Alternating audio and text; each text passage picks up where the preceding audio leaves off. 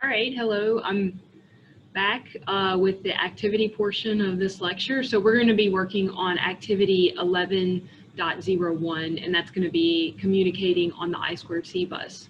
So I just want to go ahead and open this activity. It's right here. And so I'm going to just kind of read through it.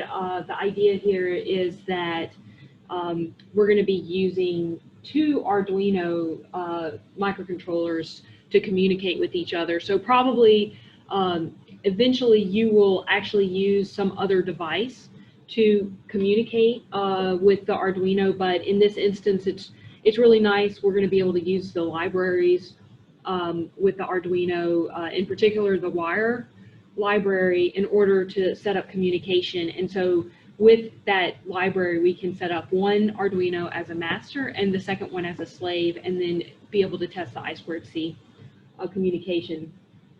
So definitely in the main lecture, I showed a slide with some of the libraries of the wire library that you can use when you're programming it. So please go back and check some of those functions. And one thing that I forgot to mention in the main lecture that I want to do right now is important aspect about any communication, serial communication, is the clock speed in particular. And for I2C, there's a typical frequency of about 400 kilohertz that we're going to be using, and that's a standard thing. And normally whenever you're looking at devices to use on the I2C bus, you just want to make sure that they have maybe clock speeds up to that standard 400 kilohertz. There are some faster speeds that are capable on I2C, so if you plan to use something like that, make sure that your two devices that you're going to be communicating with both are able to achieve those clock speeds. So you can imagine that a higher clock speed means that you'll be able to communicate faster, get data back and forth faster between the two devices. So let's go through the lecture, or to the activity here that we'll be looking at. So also, we understand that this activity, whenever it was first designed, it was really meant for people working in groups. And so therefore you would have probably worked with somebody on this activity where you need a second Arduino unit.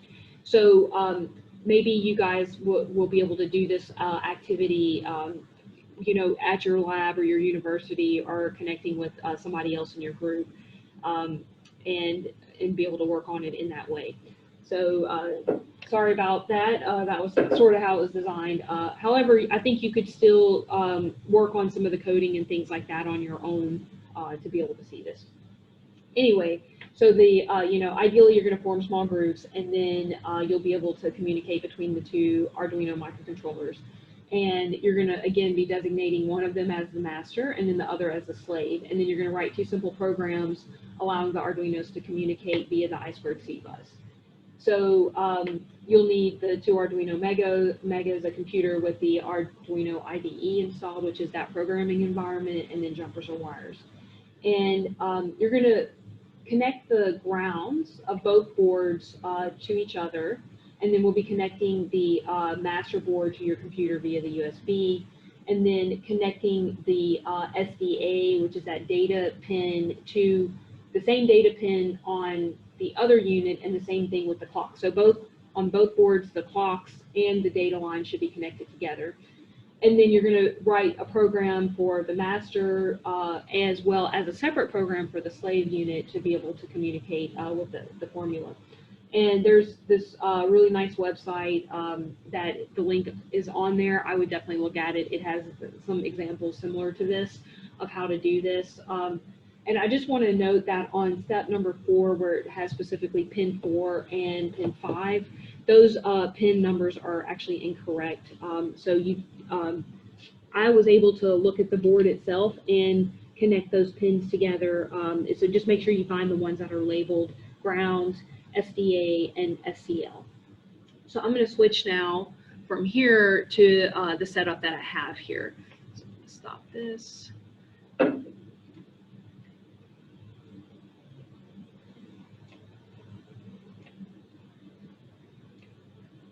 Okay, so now you'll be able to see the units that I have together. And just set this up.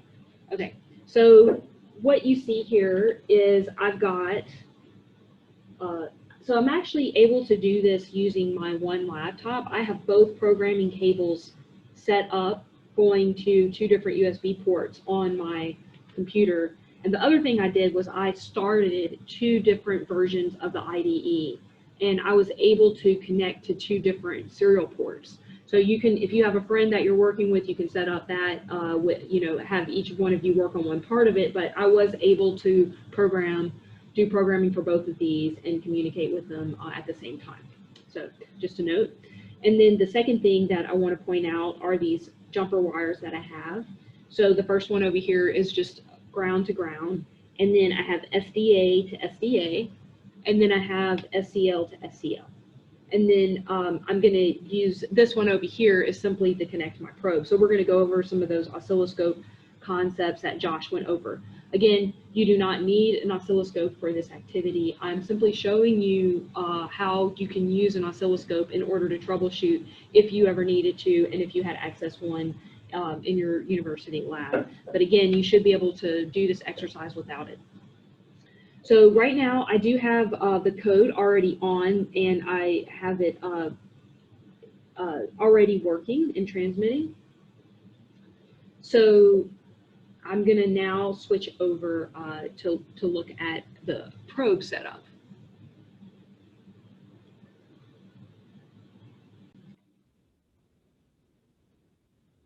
All right, so we're back to the oscilloscope that Josh showed you on the last lecture. And just to go over the details, I have it off right now. And I do have two probes that I have connected right here to it. So we're going to be using both the channels. So I just kind of wanted to go over the details of this. So first thing I'm going to do is turn it on. And whenever I first turn on the oscilloscopes, the way that I check out the probes to make sure that they're set up correctly is most digital oscilloscopes have these test pins. And so I'm going to try to turn this here while we're getting this to turn on. And this says probe comp, and then there's a little symbol here that says 5 volts, and then it's sort of like a square wave. So this is actually a little test port that you can use in order to verify that your probes are set up properly. And so I'm going to set up the first one right here and turn it on. Okay, and then I'm also going to set up the second one that I have, and I'm going to also connect it to the same exact place. So there's also a spot, so there's the bottom spot is for ground, and then the top spot is for your probes. So every oscilloscope is different. So whenever you look at mine and then when you're looking at yours, I suspect that you're going to see that, oh, that's a little different setup, but they're basically all kind of the same where you've got the different channels. In this particular one, all of the channels are listed right here. So as you can see, when I'm doing that, I'm actually turning those channels off, but whenever I do this, I'm turning the channels on. So now that I can see that there's a little bit of a waveform right here that is changing, but the easiest thing to do is you find what's called the auto set button. So anytime that you're first turning something on, I recommend doing this activity, and my auto set button is right here. So I'm just going to hit this. And now we can see that there's a nice square wave that's going to allow me to say, okay, is this right? So when I looked at this symbol right here, it said that my signal should be a 5-volt square wave. And whenever I look at this division here, we see that both channel 1 and channel 2 are set to 5 volts. And then we have our time division. So that, remember, that's the y-axis. Each of these blocks are 5 volts. And then the y-axis is 400 microseconds.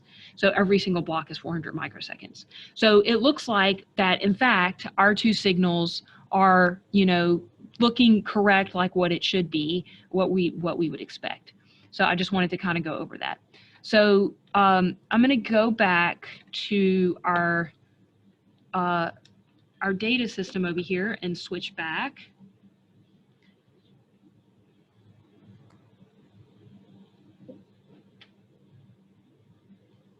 And now we're back to our board here. So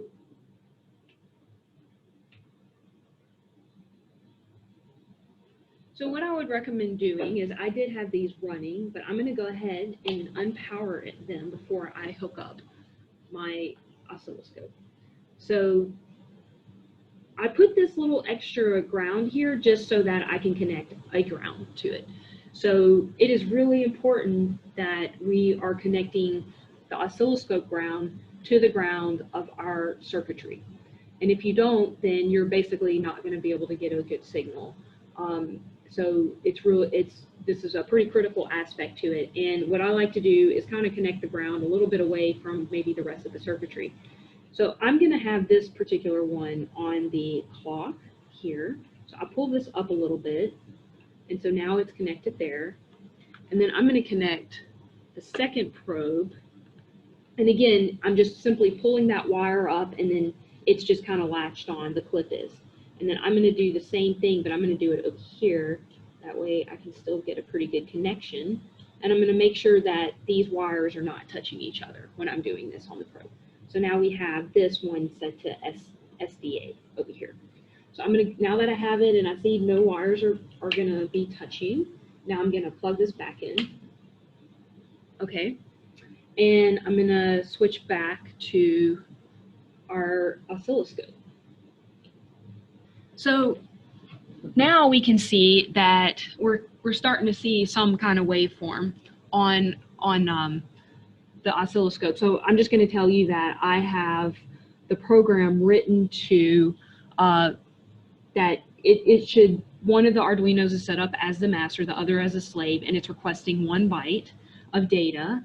And the slave is sending back, I believe it's the number 2. Let me check real quick. I'm sorry, it is just requesting that, or it is sending back the number 3, and it's just doing this continuously. So you definitely would like to have a loop to be able to trigger on your oscilloscope. So this is the trigger level here, and if you're having problems with this and maybe it's not coming up exactly like it is, remember you can always just go ahead and hit that auto set button again. So let's just try that, and now we can see that it's getting sort of a different, it's set up a little bit different, but we're still able to see this kind of working here. So now we can see that channel 1 is definitely appearing to be the clock, and I'm going to go ahead and change the scale. So, and then I'm going to move it over here. That way we're able to get back.